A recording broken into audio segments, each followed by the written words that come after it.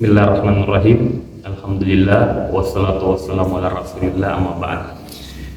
Ya, teman-teman sekalian, khusus teman-teman mahasiswa, ibu bapak yang insyaallah dirahmati Allah Subhanahu wa taala. Nah, hari ini kita bahas tentang bagaimana mengelola sebuah lembaga pendidikan Islam. Nah, kita tahu bahwa lembaga pendidikan Islam itu apa? Madrasah, sekolah, kemudian termasuk juga kampus. Nah, bagaimana mengelola ini? Itu kalau di S2 itu ada konsentrasi manajemen pendidikan Islam, manajemen lembaga pendidikan Islam. Di situ ada ilmu bagaimana kita mengelola sebuah lembaga pendidikan Islam. Nah, jadi kata awalnya itu adalah manajemen, itu kata kuncinya. Nah, apa itu manajemen? Manajemen itu adalah proses mendayagunakan sumber daya secara efektif untuk mencapai suatu tujuan. Jadi kalau sebuah organisasi itu mau hebat, mau maju, maka diperlukan yang namanya ilmu manajemen. Begitupun, dan manajemen ini bukan hanya dalam sebuah organisasi misalnya, tapi lingkup yang paling kecil seperti diri kita. Kalau kita ini mau sukses sebagai mahasiswa, sebagai profesional, maka kita harus manage diri ini. Nah, jadi manajemen itu mengelola.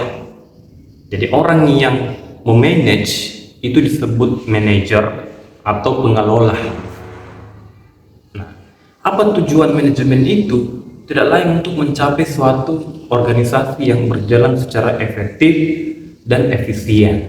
Itu tujuannya. Nah, kita kembali kepada sumber hukum kita, kepada Al-Quran dan Hadis. Tentu manajer terbaik tidak lain adalah Allah Subhanahu wa taala. Bagaimana Allah memanage kita, memanage alam ini dengan begitu sempurna. Bagaimana Allah merencanakan bahwa menciptakan manusia untuk menjadi khalifah, lalu Allah menyerukan manusia itu untuk bertakwa, lalu di akhirat nanti Allah memberikan surga dan neraka kepada hamba yang taat. Itu manajemen yang dilakukan oleh Allah Subhanahu wa taala secara sempurna. Banyak ayat dalam Al-Qur'an berbicara tentang manajemen ini, seperti As-Sajdah ayat 5, Kahfi ayat 2, surah Al-Ashr dan sebagainya. Nah, kemudian Allah memberikan sosok panutan, seseorang manusia pilihan yang memiliki manajerial yang sangat hebat, Pak. Siapa itu? Nabi kita Muhammad Sallallahu Alaihi Wasallam. Masya Allah, Nabi ini manajer terbaik yang pernah ada di dunia. Nah, dalam ilmu manajemen itu kita tidak terlepas daripada yang 4 hal. Apa itu? Planning, perencanaan, kemudian organizing, pengorganisasian, kemudian action, kemudian yang terakhir C, controlling. Jadi berbicara manajemen tidak terlepas daripada 4 kata ini, POAC, planning, organizing, action, dan controlling. Nah, kita lihat bagaimana Nabi melakukan planning, perencanaan.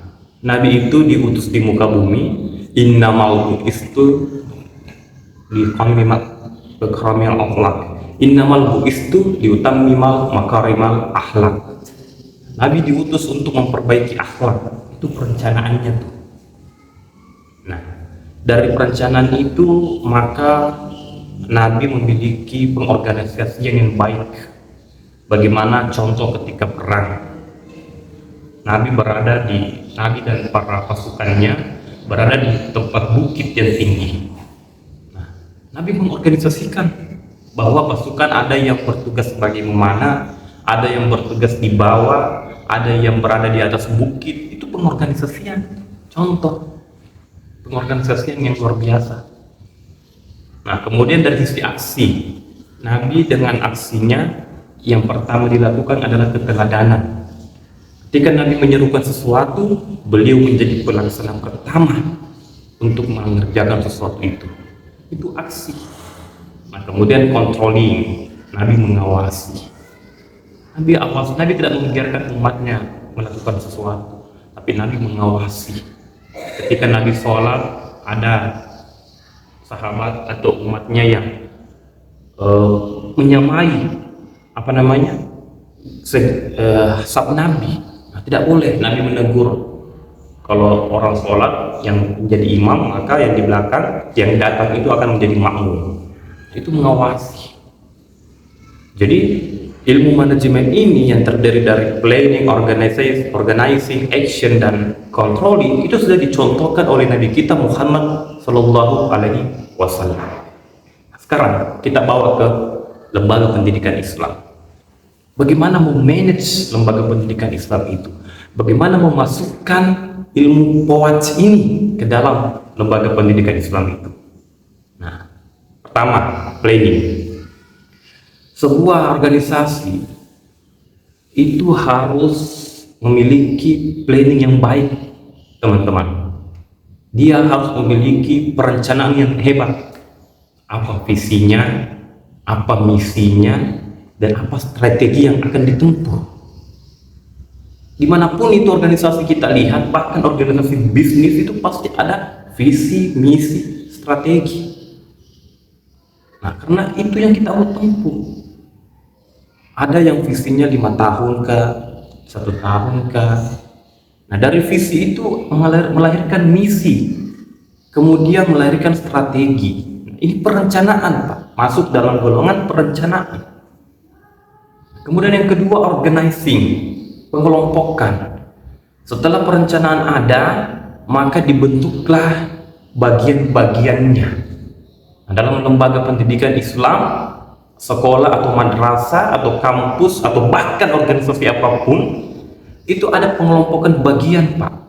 Ada yang bekerja di bidang keuangan, ada yang bekerja di bidang SDM, personalia, ada yang bekerja di bidang kesiswaan, mengatur siswa, ada yang bekerja di bagian kurikulum, khusus untuk menangani mutu kurikulum, ada yang bekerja di bagian humas, hubungan masyarakat,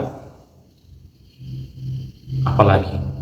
Jadi ada yang keuangan, ada yang kesiswaan, ada yang SDM, ada yang kurikulum, ada yang humas, dan ada yang sarana prasarana, fasilitas yang ada di sekolah. Itu tugasnya. Jadi ini pengorganisasian. Nah, setelah dikelompokkan bahwa kamu bagian ini, bagian ini, maka selanjutnya adalah action, bekerja. Nah, bekerja ini tentu peran pemimpin di sini dibutuhkan. Bagaimana pemimpin itu mengawasi, memberikan supervisi kepada pelaksanaan tersebut. Nah, setelah itu ada controlling, dilihat bagaimana hasil kinerjanya. Apakah dilihat dalam periode 1 bulan kah, 3 bulan kah, atau 1 semester kah, atau tahunan kah? Itu dikontrol, dievaluasi. Apakah organisasi ini sudah berjalan secara efektif atau belum? Itu, Pak, ilmu manajemen. Jadi teman-teman sekalian, Bapak sekalian, bahwasanya sebagai kesimpulan, manajemen ini sangat penting kita ketahui. Dan manajemen itu terdiri dari perencanaan, kemudian pengorganisasian, kemudian action, kemudian controlling. Dan itu sudah saya berikan tadi contohnya, bagaimana misalnya dalam perencanaan itu harus ada visi, misi, strategi. Kemudian dalam pengorganisasian itu ada bagian-bagian, ada yang bekerja di bidang keuangan, ada yang mengatur personalia, ada yang mengatur kesiswaan, ada yang mengatur prasarana, ada yang mengatur hubungan masyarakat, ada yang mengatur apalagi kurikulum. Itu lengkap tuh.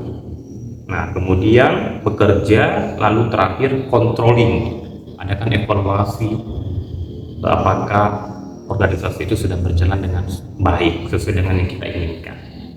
Sekira ini semoga bermanfaat. Bapak sekalian kita terapkan ke dalam kehidupan, dalam organisasi kita bisa maju. Wallahu a'lam bishawab. Assalamualaikum warahmatullahi wabarakatuh.